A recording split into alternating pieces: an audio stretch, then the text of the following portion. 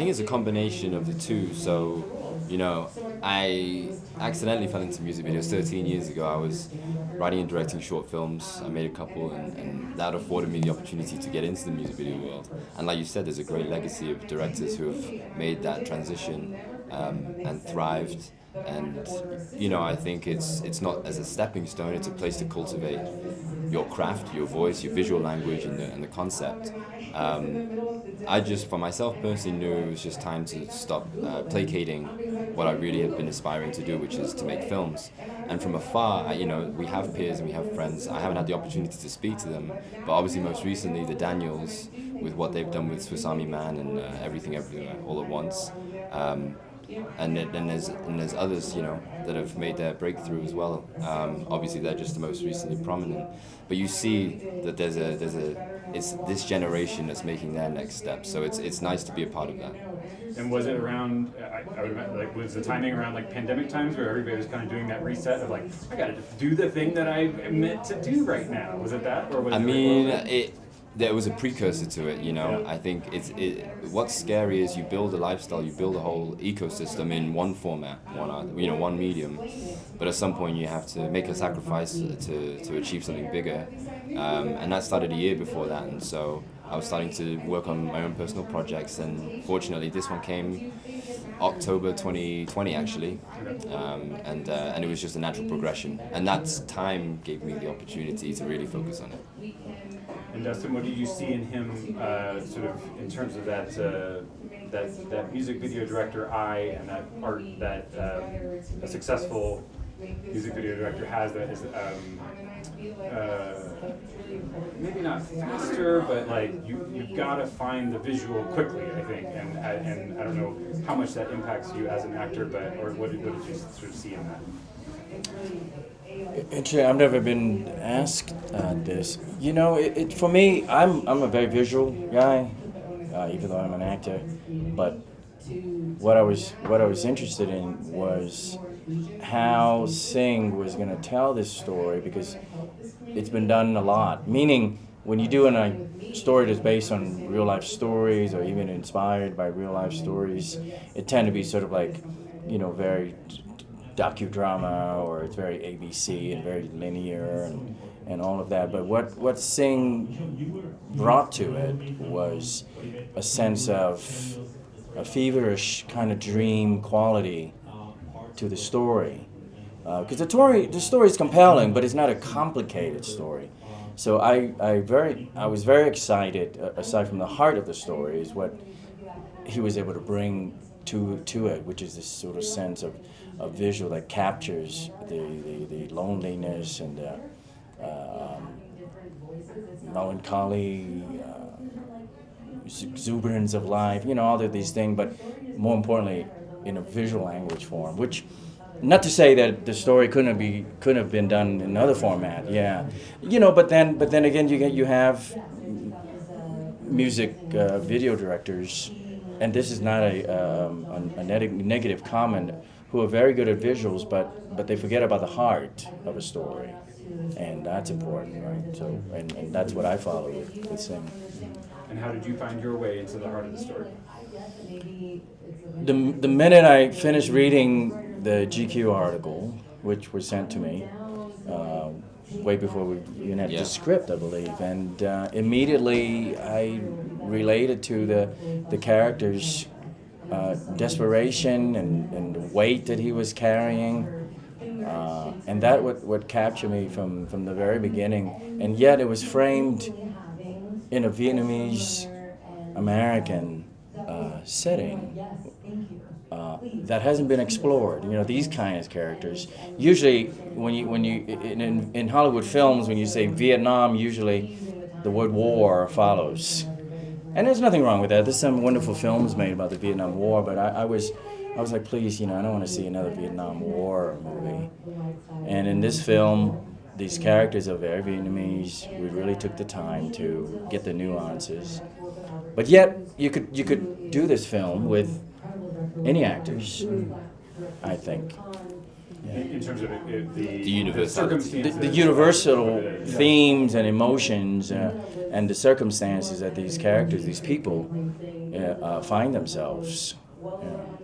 Although in sort of the immigrant story lends itself to a little more of the sort of isolation and stuff that you're talking about. Yeah. You know, it's interesting. The immigrant story is a big theme, but within that, you know, you have so many ways to go, and what we were interested in, or for me, what you asked me, what drew me in again was the idea of finding a home for yourself. You know, and I think and all of us can kind of get into that, and then that's also a very complicated thing. What is home? Physically, psychologically, emotionally, and of course for an immigrant, it's a very complex thing. You know. You guys were nodding in the back. Sorry, I feel like you're all the way back. I don't want to exclude you. What were your thoughts about that? For me, I think it was finding home. You know, people were locked up and forgotten, and essentially, it's like isolation. And they're trying to find home, and that meant a lot to me because at one point, I'm sure everyone felt isolated at a point in their lives. I hope that the audience could grab that perspective and heal some type of way towards them. Because that's what meant a lot to me when Sing and I discussed all the element of that type. And it's really powerful for me for that. I can say more. I think this is it. Did you spend time with prisoners or inmates as you were researching and kind of building that? No, this is, I drew a lot from family personal experiences. People I've observed just in my time, living and observing, navigating through different communities. I've been fortunate because of music videos to have made a lot of projects all over the world and being thrust into, on a tight turnaround, finding a way to ingratiate yourself and exist in a natural manner. But more importantly to me, these four characters aren't trying to be factual to the characters. I think it's a mistake to look at them as criminals because for me, the most important part, not just with the story that we were talking about, is we have an opportunity with the three characters, who are the fugitives of Orange County Prison, to comment on the misrepresentation of incarcerated people, because no one's created in a vacuum, and desperation to live in underappreciated communities will lead to desperate actions. And furthermore, these four characters, to me, became vessels. They're not, they're more than just who they're based on. They all are supposed to embody different themes that we can all experience and project our own ideas of generational concerns, of identity, of home, like Dustin said, and of cultural divides. So it's so much more than what meets the eye. Yeah, it's deceiving because when you read the log line, three escaped prisoners takes a cab driver hostage, but the film has very little, if any, to do aside from the facts that these guys are, fugitive from escaping prison. It has very little to do with the institutional system and the prison and even criminals for that. Yeah, it's just fragility. It's the fragility of four human beings who haven't reconciled parts of themselves and are asked to do so in confined spaces.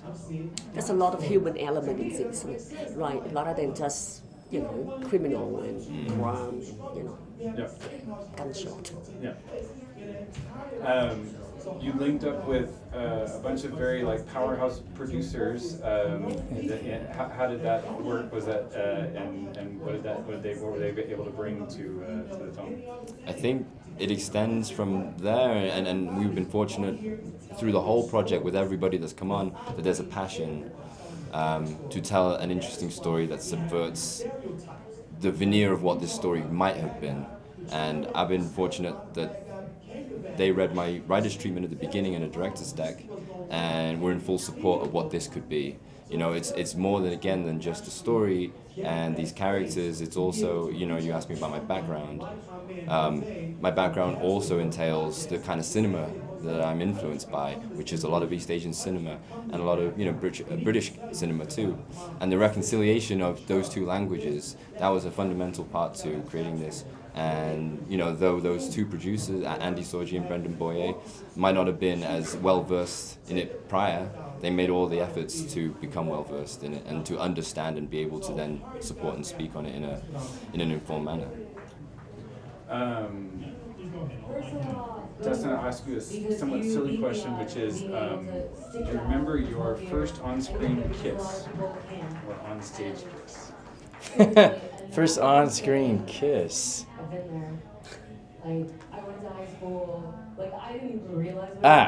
Okay. It was on 21 Jump Street, the original series, where I believe I played I was in an undercover situation where I was trying to befriend this young girl that was working as a prostitute in the high school, or at least that was her reputation. So in order to really find out, I was setting myself up to ingratiate myself with her to eventually, you know, go home together with her and catch her in the act. You know, so there was a kissing scene. Yeah. I missed that episode. Yeah. I'm a big fan of 21 Jump Street. I'm pretty sure that was my first Korean kiss, and it was very uncomfortable. Yeah. And if I remember right, in the scene, I even said I'm about to kiss her, and then she expects to get into bed with me, and which is what I want, you know, because then I can, you know, hey, you know, I'm, and then I get scared or something, I think, and I say, oh, I got a headache. Can you back out? Yeah. Why not? Do you guys have one, Annie, or? I wish. It's the hardest thing to do. I know. We talk to people about it now. Man, these scenes are and that was like a mild version. You know what I had to do later in my career, but it's hard. It's hard to do. I actually did once, you know, but with an elderly man, of course. Sort of like secret admirer. And then, guess what? It was like we filmed it in my house. And my husband was standing there watching. It's always that, you know. Either that or your grandma. And I said, duh. Go ahead. I think we need to get some bread. But then it's not really a real kiss. So, finally, we end up sort of like start and then lie down. And it's tougher these days. You know, I'm sure you're aware of these days. You know, you got what's called a intimacy coordinator, and I had to deal with that on this show that I've been doing, The Warrior. I had to direct a few of those scenes, and you know, you got the. I'm not saying there's no need for it, but it's much more complicated to do now. It takes more time because you want to make sure that the actors are protected and feels comfortable. Yeah, tricky. Yeah, tricky. Yeah. That's been interesting. We're hearing people talk about that, and like some Yeah. people are like really into it, and they're like glad to have it. It's even harder with COVID, right? Yeah, of course. Yeah. That's a whole other thing. Oh my God. Yeah. I'm scared. Anything else that you guys want to mention that we didn't talk about? No, I think. Well, if I may, we should mention a bit about also this film is a large part of it is about Little Saigon. Yes. Have you been to Little Saigon? Oh yeah. I'm gonna Yeah. Share with me. You've been to Little Saigon? Yeah. But you haven't seen the film, yeah? Beating the Phi. No, I haven't seen it. Okay, so yeah. Are you going to tomorrow? Don't put him on the spot. but I mean, this is it's a very. I don't think people know much about Little Saigon. No. And you know, you have to understand too why these places exist in order to safe house and protect and nurture the diaspora. You know, the people that are, we mentioned it before, searching for a home. But this is such a beautiful, as you know, vibrant place that has its own ecosystem, has its own tempo of life. It has its own tempo of life. And but like with most places in the U.S. and you know, and other areas, it's invisible to people who don't know what it is. Our intention with this was to shoot not as if we were on the window on the outside looking in and to present it, but to exist from the inside with the spirit of the people and again the tempo of life, and just to open the film without any explanation on that. Where are we? You know, like this place has its own heartbeat, its own sounds, its own smells, the way that people are and they converse and they interact with each other. And as the story develops, we expand out, and you understand that you're in America, you're in Southern California. We don't need to overspell that out. That's a beautiful insight to me, and I don't know if Dustin. Well, you know, I haven't seen the film again, you know, but knowing his visual sense, and there were a few times I looked at the monitor when he was setting up the shots. What I appreciate about it is there's a quality of dreaminess about this place. So it's almost like what's that place you call between heaven and hell? Not limbo. It's like a limbo. Yeah. There's a word for that place. Like purgatory. Yeah. But that seems It's kind of in the middle. Yeah. But it's got this Interstitial dreamy quality about it. It's hard to articulate. But, It's a feeling, you know. Yeah. I actually when Orange County became majority minority, which was like a shift, like maybe it's like 10, 12 years ago now. I worked for AP on the news side then, and I went down and sort of like covered it with like a census story, and we like went down and interviewed people about that. Because like Orange County historically had this sort of like, you know, reputation as being ultra white and stuff, and now that is not the case, and Little Saigon is a big part of that. Yeah, that's why. I know the place. yeah. That's why this movie has to travel as well, because as a French Algerian actor, when I read the script, for me it was from a surprise to another. Like, this is a whole universe I've never met. And when I arrived in Little Saigon, it was okay. As Sing said, it's kind of it's a bubble, like, and yeah, every day its own world, a new experience. Like, okay, all these Vietnamese people, and of course we were shooting, so it was a specific journey also. But yeah, I think this movie has to travel just to, in a way, we said this is really universal because the characters are with their way to do the things. Anybody can see something in one or other character that, okay, I can understand that guy or this lady. That's about this small universe, Little Saigon, LA. I think, yeah, it has to travel where people, especially in France, why not, or around the world. Yeah. They need that. They need that because we just know the United States, like, okay, the big one, but this is really specific, and I think there is a bit of magic in it. I would compare a little bit. It sounds like a little bit comparison to Athena, like that, like sort of here's a place within Paris that, you know, is not what everybody sort of thinks of as Paris, and so so you were telling a very sort of a bubble, and essentially another sort of like here's a very unique place that it doesn't. It is. Yeah, but in Athena, this is a tragedy, so it's in a way it's different and it's not real. But here, I mean, you watch the movie and say, oh, it looks so interesting. I want to travel to Little Saigon, and you can. Yeah. Well, something that I wanted to add, he said magic, and that's the magic of cinema also, that we are able to create portraits of real life that other people can see, might not have access to. And, you know, when there's a truthfulness to it, we can draw people in, you know, and introduce them, as everyone's saying, to a new microcosm or a new universe. We have a Vietnamese suburb in Australia called Cabramatta in Sydney, called Cabramatta, and it's also like a bubble as well, but nothing like Little Saigon. When I get there, I say, wow, it's big, it's huge, and it was so unique. Yeah, people need to see it.